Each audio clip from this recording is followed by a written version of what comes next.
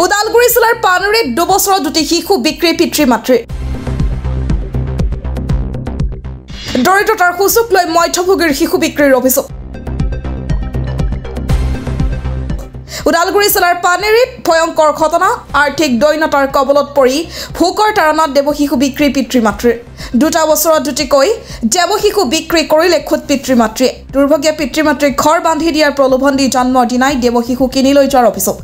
তথ্যমতে যোৱা ৰবিবাৰে জন্ম দিয়া কন্যা সন্তান ঘৰ সাঁচি দিয়াৰ প্ৰলোভন দি লৈ যোৱা বুলি জানিব পৰা গৈছে ওদালগুৰি জিলাৰ পানেৰীত সংঘটিত হৈছে এনে ঘটনা টংলাৰ এটি পৰিয়ালে কন্যা দেৱ শিশুটি কিনি লৈ যোৱাৰ অভিযোগ আনহাতে 1 বছৰ পূৰ্বে দৰিদ্ৰতাৰ সুযোগ লৈ একেটা পৰিয়ালৰ পৰা এটা দালাল চক্ৰই 10,000 টকাত আন এটা শিশু ওদালগুৰি জিলাৰ মাছপটত বিক্ৰী কৰি দিয়াৰ কথা সদৰি কৰিছে খুদ পিতৃ মাতৃয়ে নিজেই জন্ম দি নিজেই বিক্ৰী কৰিলে দুটাকৈ কন্যা সন্তান খুদ পিতৃ মাতৃয়ে আৰ্থিক দৈন্যতাৰ ফলত এনে মৰ্মান্তিক ঘটনা সংঘটিত হোৱাৰ সন্দেহ জানিব পৰা মতে বৰ্তমান এই হাল পিতৃ আৰু মাতৃৰ মুঠ 6টা সন্তান যোৱা বছৰ আৰু এই বছৰ দুটি সন্তান বিক্ৰী কৰাৰ পিছত বৰ্তমানৰ লগত 3জন পুত্ৰৰ এগৰাকী কন্যা সন্তান আছে উক্ত দুৰ্ভাগ্যজনক ঘটনাটো সম্পৰ্কত একাংশ স্থানীয় ৰাইজৰ মাজত আলোচনা চলি আছে যদিও আৰক্ষী বা জিলা প্ৰশাসনক অৱগত কৰাবলৈ সাহস নোহোৱাটো চিন্তনীয় বিষয় হৈছে এনেধৰণৰ মৰ্মান্তিক ঘটনা সংঘটিত হোৱাৰ পিছত জিলা প্ৰশাসনে কি পদক্ষেপ গ্ৰহণ কৰে সেয়া হ'ব লক্ষণীয় বিষয় কি লিখে ৰিমা মুৰাৰী আৰু আপোনাৰ নাম কি পাউলছ মুৰাৰী আচ্ছা আপোনালোকৰ এই গাঁওখনৰ নাম কি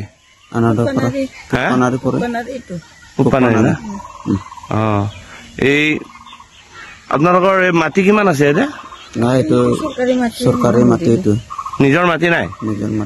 আচ্ছা আচ্ছা আৰু আপোনালোকে ঘৰ পাইছে নেকি চৰকাৰী ঘৰ দিয়া নাই ঘৰ পোৱা নাই ন আচ্ছা আচ্ছা এই আপোনালোকৰ আজি যোৱা ৰবিবাৰে এটা সন্তান জন্ম হৈছিল কি হ'ল সন্তানটো আপোনালোকৰ ক'ত আছে আপোনালোকে সন্তানটো বেলেগক বিক্ৰী কৰা বুলি শুনিছো আমি ঘৰ বনাই দিয়াৰ লোভ দিছে বোলে আপোনালোকক ঘৰ বনাই দিম বুলি কৈছে বোলে ঘৰ বনাই দিম বুলি কৈছে তাৰপিছত ঘৰ বনাই কেতিয়া ঘৰ বনাই দিব বোলে তাৰপিছত ঘৰ বনাই দিব এই পকা ঘৰ বনাই দিব বুলি কোৱা কাৰণে আপোনালোকে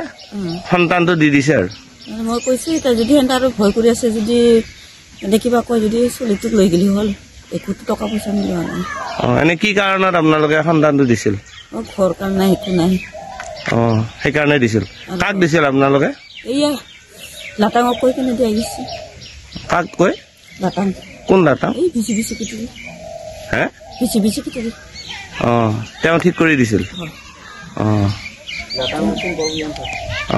যদি আপোনালোকে যদি যায় হলে যাবা দিছে আৰু আচ্ছা আৰু আপোনালোকে যোৱা বছৰো এজনী সন্তান বিক্ৰী কৰা বুলি শুনিছো 10,000 টকা 10,000 দি কিনে আৰু নিদিলে খবৰে নাই এতিয়া লাগি কিমান টকা দিম বুলি কৈছিল লাখ টকা দিম বুলি কৈছিল এতিয়া লাগি নাই এই যোৱা বছৰ কোনে নিছে সেইটো সন্তান এইয়া ওদালগুৰি কিবা চাৰে মাখাৰজি কি নাম হাৱা নাকি আচ্ছা ক'ত দিছে তেওঁ মাজবাট আচ্ছা আচ্ছা সেইটো ছোৱালী আছিল নে ল'ৰা আছিল ছোৱালী আছিল আৰু এই যোৱা ৰবিবাৰে নতুন সন্তানটো কি আছিল ছোৱালী দুজনী ছোৱালী 1 বছৰৰ ভিতৰতে দি দিলে আপোনালোকে মই ৰাখবা খুজিছিলো সিহঁতে কৈছে কি দি আজি দি মই কৈছো আহুচ খেদাই কেনে ধুনীয়াকে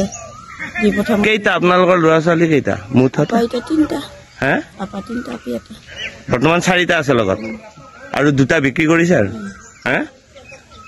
এটাতে এনেই লৈ গেল থগাই কেনে ঔষধ খুৱাই না কি খুৱাই কেনে লৈ গেল যেটা খবৰে নাই ইটোতো ওচৰতে আছে এইটো আহিব এতিয়া মাতিলে আহিব আচ্ছা